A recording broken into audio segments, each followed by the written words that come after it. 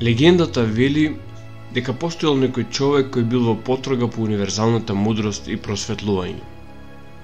За таа цел овој човек отишол надвор од цивилизацијата во некој далечно и пусто место, каде престоило пустиник за кој се знаело дека во долгите години пустинство и осамување го имал постигнато тоа просветлување.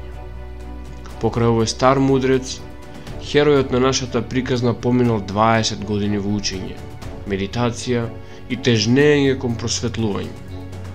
За да на крајот еден ден му соопшти на својот учител дека е подготвен и дека заминува. Зашто си подготвен? Прашал учителот. Да го менувам светот, одговорил ученикот. Ново учителот му дал благослов и ученикот заминал. Не поминало долго време, а ученикот се вратил избезумен и разочаран со зборовите. Учителе, светот е збудален, никој не сака да слуша. Невозможно е да го сменам со се што научив овде. Што да правам? Нова мудриот учител рекол: може би светот сепак е преголем за менување. Обиди се со нешто помало. Така ученикот одлучил да ја менува својата земја. Нормално, неуспешно. Потоа својот роден град, па своето соседство и на крај се обидел барем да го промени своето родно семејство. За жал, дури и најблиските негови роднини не сакаа да се менуваат.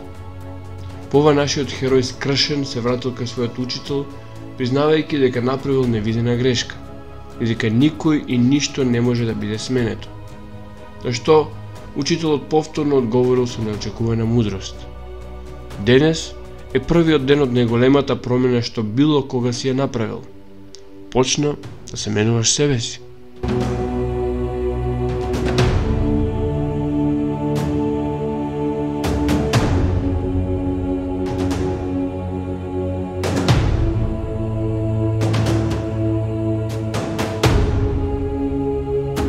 Сакав да напишам дека се почна со ноќта на долгите ножеви.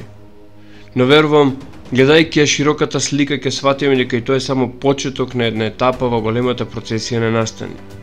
Додека за прапочетокот секогаш погледнал милијадници години наназад и таму го гледам изворното зло. Ако сте се запрашале кој е виновникот, најлесно да одговорот ќе дојдете ако погледнете во огледало. Најдобро е ако нема никој во тоа интимно соочување со виновникот кој сме самите ние, зашто во таков миг почнува катарзата на согледувањето и признавањето на вината, а со самото тоа и процесот на ослободување.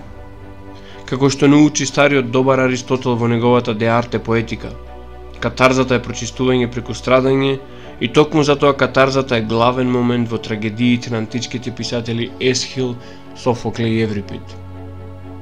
Мигот во кој се наоѓа целото човештво како да наликува на едно огромно чистилиште, преку кое секој од нас треба да дојде до својата лична катарза.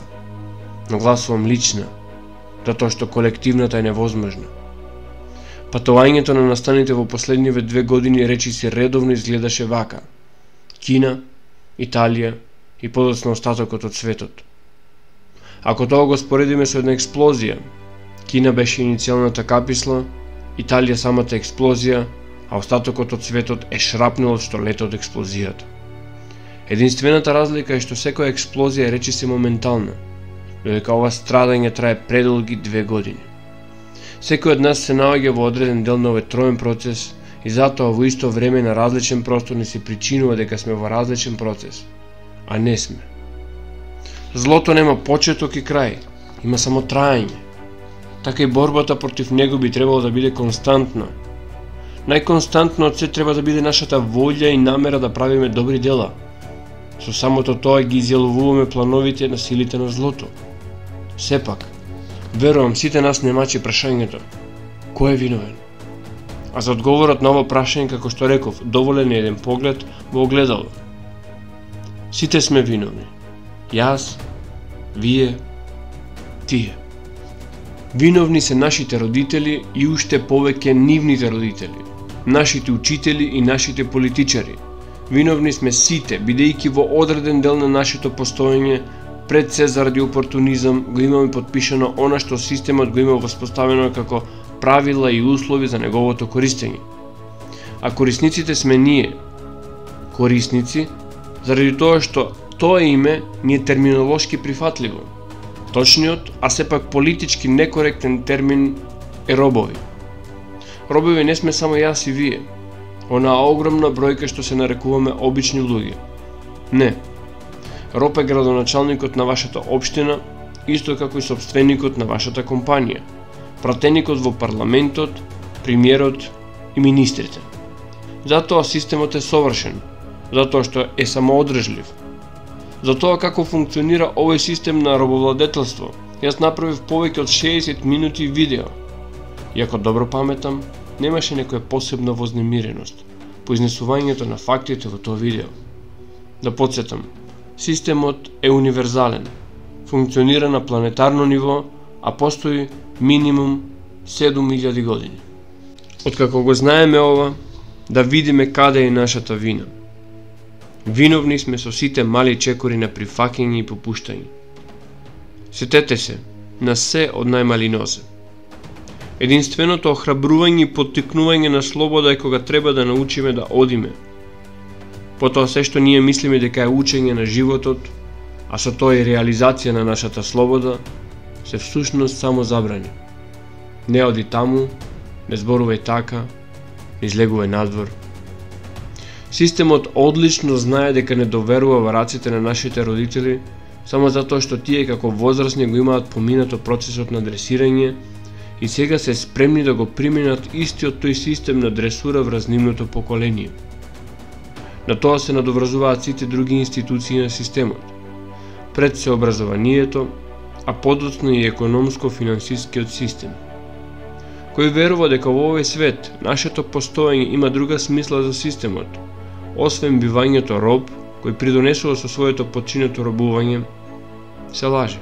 Сите историски настани се случуваат со одредена намена, особено за постојаното менување на системот, менување потребно за надоградување на неговата ефикасност.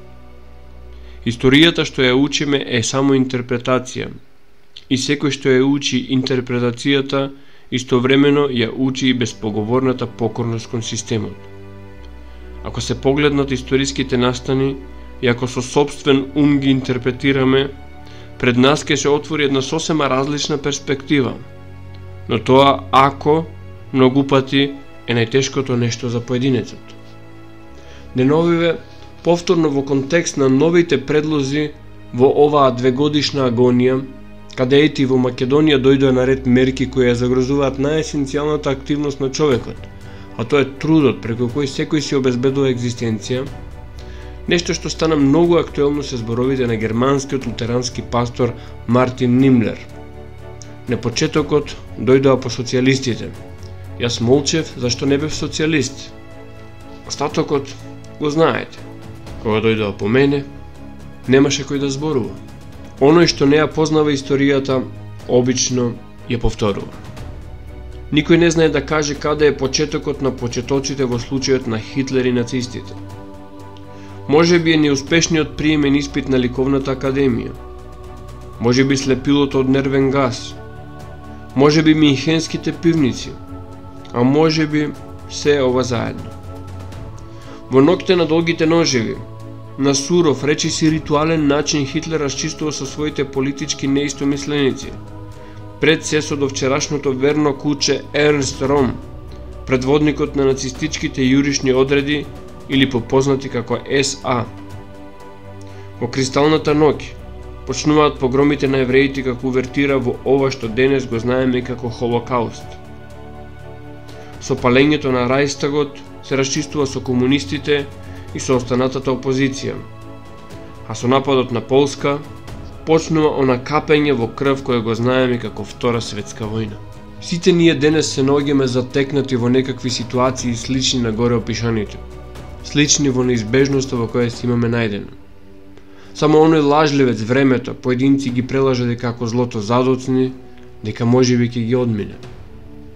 Кристалната ноќ во тој германски ноември 1938 година бил ужас за секој германски евреин. Дека верувам евреите од Штип или Скопје, барем во тој ноември 1938 година биле слободни и сигурни. Да знаеле што им се случува на нивните браќа во Германија И уште повеќе да знаеле дека за да го спасат голиот живот, дел од тие нивни браќа и сестри направиле неортодоксни избори. Избори со кои можеби прекршуваат милениумска традиција или свети вредности. Можно е наместо со чувствителни да биле полни со осуда. Осуда за која верувам се каеле само неколку години подоцна, кога веќе биле на пат кон Трблинка. Кристална ног денес доживуваат милиони ширум светот. Оставени сами на себе, и голем дел од тие милиони веројатно прекршиле нешто свето за да можат да продолжат понатаму. И сосем е сигурно дека биле и се уште се осудувани. Повторно е ноември. Секогаш кога сонцето паѓа зад хоризонтот, секој кој во своето срце насадил осуда и омраза, наместо емпатија и утеха, нека си припомни дека можеби оваа ног ќе биде вашата кристална ног. Ако по таа ужасна ног ве раздени денот, можеме заедно во катарзата на личните промени да придонесеме и заменувањето на светот. Јас сум Татунче, драги пријатели, и од мене само добро.